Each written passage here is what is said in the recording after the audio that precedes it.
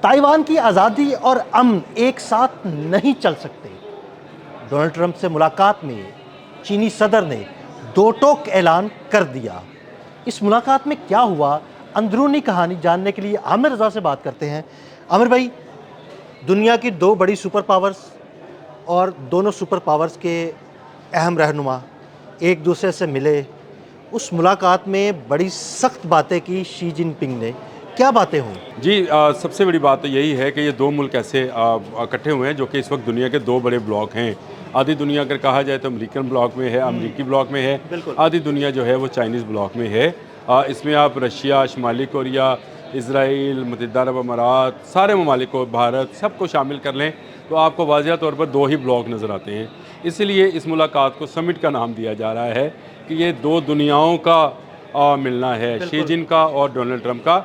और ये इससे पहले डोनाल्ड ट्रंप के अगर आप पिछले साल के सारे बयान उठाकर देखें अदील भाई, तो उसमें बड़ा वाज़िया वो ताइवान के हवाले से पॉलिसी देते हैं कि उनका इस्तेसाल नहीं होने दिया जाएगा और ताइवान उनकी रेड लाइन है ईरान की, ठीक है, चीन की, सॉरी। जिस वक्त अमेरिकन सदर जो हैं फ्लाई करना चाह रहे थे, उड़ना चाह रहे थे, तो यूएस एम्बेसी ने एक 4 रेड लाइन्स का पम्फलेट जो है, यानी स्क्रीन पम्फलेट जो है, कल भी बात की, इस पर मैंने बात की थी, वो मैं आपको दे देता हूँ, वो भी आप चला लें साथ। उसमें उन्होंने सबसे नंबर 1 पे ताइवान रखा हुआ है कि इस पर बात नहीं होगी। डोनाल्ड ट्रंप जो डेमोक्रेसी और पाथ ऑफ गवर्नमेंट की बात करते थे, उन्होंने कहा इस पर भी बात नहीं होगी। चाइनीज़ डेवलपमेंट जो है, यानी चीन के जो कारोबार और तरक्की है, इस पर भी बात नहीं होगी। इस पर बात होने से मुराद ये नहीं है कि चीन की तरक्की के ऊपर अमेरिका को पाबंदियाँ लगा रहा था। देखें, अमेरिका ने इस वक्त जो टैरिफ जंग शुरू की थी, उसका सबसे बड़ा हदफ उसने चीन को बनाया था। वेनेजुएला गया तो चीन के लिए एक दौलत का, वो जो तेल का खजाना था, वो रुक गया। इसी तरह ईरान जंग शुरू हुई तो चीन के लिए ही पावर सेक्टर जो है उसका डैमेज हुआ और वहाँ तेल की कीमतें ऊपर चली गई। चीन पूरी दुनिया में तजारत करना चाहता है। चीन किसी बराह रास्त किसी कन्फ्लिक्ट में नहीं जाता है और ये उसकी पिछले अगर 70 साल से पॉलिसी देखें तो भारत से 62 में उसकी जंग हुई थी, उसके बाद से वो किसी जंग में नहीं गया, बराह रास्त नहीं गया है। हाँ, दुनिया में एक कुव्वत और पावर होने की वजह से वो सारी जंगों में किसी न किसी तिजारत की जंग करता है। वो बड़ा, अगर वो खुद करता है तो तिजारत की जंग करता है। और वो दुनिया का बेहतरीन असला रखने के बावजूद अपने फ़ौजों को दूसरों पर नहीं, लेकिन ये ताइवान उसकी रेड लाइन है, ऐसे ही है। इस पर जो बात है, इस पर शी जिन ने एक मरतबा फिर शटअप, अगर ये कहा जाए तो शटअप कॉल दी है। बिल्कुल शटअप और ये शटअप कॉल है कि आप इस पर ताइवान के मसले पर बात नहीं कर सकते हैं। और डोनाल्ड ट्रंप, क्योंकि इस वक्त डोनाल्ड ट्रंप का टाइटैनिक डूब रहा है, डोनाल्ड ट्रंप इस वक्त उनकी इकॉनमी डूब रही है, वो कह रहे हैं कि मैं सिर्फ तजारती वफद लेके आया हूँ। कहाँ गई आपकी इंसानी हुकूक की बात, कहाँ गया ताइवान का इस्तेसाल, कहाँ गई बाकी आपकी वो जो आप कहते थे कि मैं टैरिफ की वॉर के है, इसमें चीन को घुटनों पे ले आऊँगा, कहाँ गया आपका वो गरूर कि जी मैं जो चाइनीज़ रेयर अर्थ मिनरल्स हैं वो मैं किसी और तरीके से भी निकलवा लूँगा। अब आप अपने ताजरों को ले जाकर ये कह रहे हैं आए हमारे साथ भी तिजारत करें, घुटने पकड़ लिए हैं। देखें उसके ये आपने लफ्ज़ भी सही इस्तेमाल किया, शी जिन के इस वक्त घुटने पकड़े हैं। 2017 के बाद दूसरी मरतबा ये चीन गए हैं और ये मेरा ख्याल है इनका चीन का भी ये आखिरी दौरा है। इसके बाद ये चीन नहीं जा सकेंगे और ये चीन से सिर्फ जो लेने गए हैं वो रेस्क्यू है, रेस्क्यू इन इकॉनमी। मैं आपको ये बात बताना चाह रहा हूँ, पूरी दुनिया जो इस पर तबसरा कर रही है कि वो ईरान के मामले पर रेस्क्यू लेने गए हैं। देखें, अमेरिका की इकॉनमी डूब रही है और अमेरिकन इकॉनमी का टाइटैनिक जो है वो बड़ी तेज़ी के साथ नीचे डीप डाउन जा रहा है। चीन जो है वो बड़ी तेज़ी के साथ एक इकॉनमी कुव्वत बनकर उभरा है और उभरने के बाद उसने पिछले 20-25 साल में दुनिया की तमाम मल्टीनेशनल कंपनीज़ को मजबूर कर दिया कि वो चीन में जाकर कारोबार करें, मजबूर भी कर दिया और दुनिया भर की मार्केट पर कब्जा भी जमा लिया। अब उसका जो इनका जो कब्जा था एरोस्पेस के ऊपर, चीन वहाँ तक भी चला गया, यानी उसको भी ले गया। एआई पे था तो चीन एआई पे भी चला गया और चीन जो है वो आने वाले दिनों में ये चाहे एलन मस्क है या जो कि इस वक्त दुनिया के अमीर तरीन लोगों में शुमार होते हैं, इनको भी कब्जा कर लेगा। देखिए, उसकी एक टिकटॉक जो है उसको हासिल करने के लिए अमेरिकी सदर को जो है आना पड़ा, तो वो एक टिकटॉक को छोड़ेंगे वो दूसरी बना लेंगे। आमिर भाई, टिकटॉक हो गई, इसके अलावा आप देखेंगे अमेरिकन कंपनी टेस्ला इलेक्ट्रिक गाड़ियाँ बनाने वाली, उसको तबाह बर्बाद कर दिया BYD ने। BYD चाइनीज चाइनीज गाड़ियाँ बनाने वाली कंपनी है। तो देखें ये कंपटीशन था हाँ जी, और जिस पर वो चाइना बाजी ले गया। क्यों?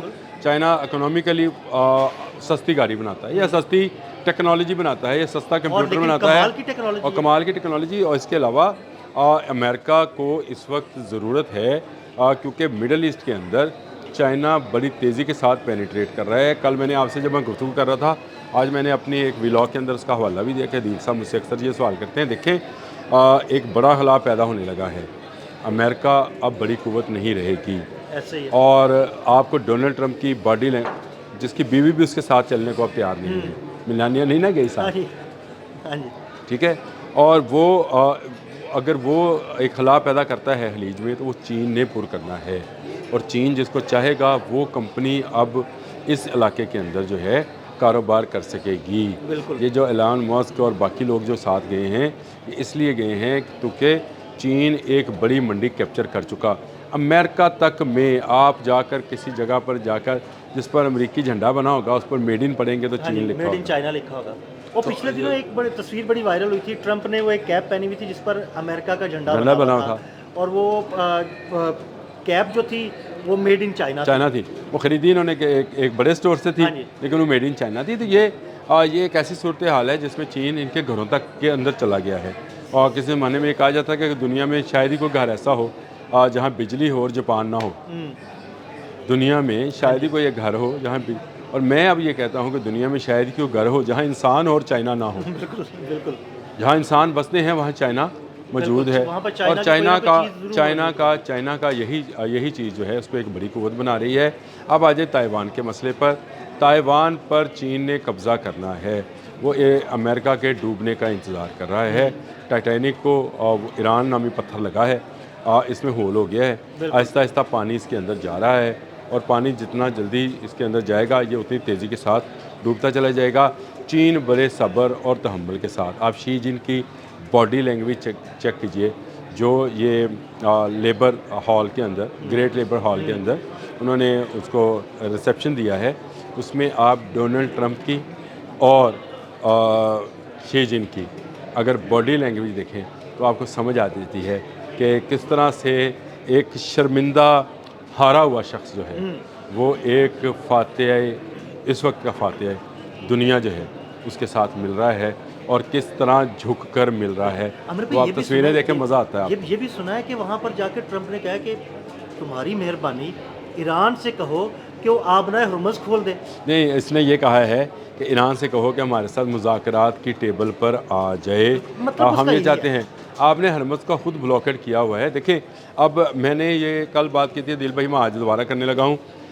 ये 2 दिन का दौरा था, 3 दिन इसको लगेंगे, तीसरे दिन ये वापस जाकर जो पहली मीडिया कॉन्फ्रेंस करेगा उसमें समझ आएगी लोगों को कि ये चीन से किस कदर मार खा के वापस आया है। और चीन से जो मार खाएगा ये मेरा ख्याल है दोबारा अब उठ नहीं पाएगा। अमेरिका की वो जो आपको बड़ी लेविश नज़र आती है, लेकिन बड़ी चीज़ डूबते डूबते टाइम लेती है। ये इससे इसकी हकीकत है। टाइटैनिक को डूबने में 24 घंटे लगे थे। वो कोई छोटी कश्ती नहीं है कि 1 सेकंड में डूब जाएगी, या इसको डूबने में टाइम लगेगा। आज से डूबना शुरू होगा तो 10 साल लग सकते हैं, 15 साल लग सकते हैं, लेकिन आने वाला वक्त इस टाइटैनिक के डूबने का वक्त है, काउंट कर लीजिए आप। बहुत शुक्रिया आमिर भाई। आमिर भाई ने बड़ी तफसील के साथ इस मुलाकात की अंदरूनी कहानी आपसे बयान की। मज़ीद अपडेट्स के लिए हमें फॉलो करते रहें। अदील अहमद और आमिर रज़ा को इजाज़त दीजिएगा। अल्लाह हाफ़िज़।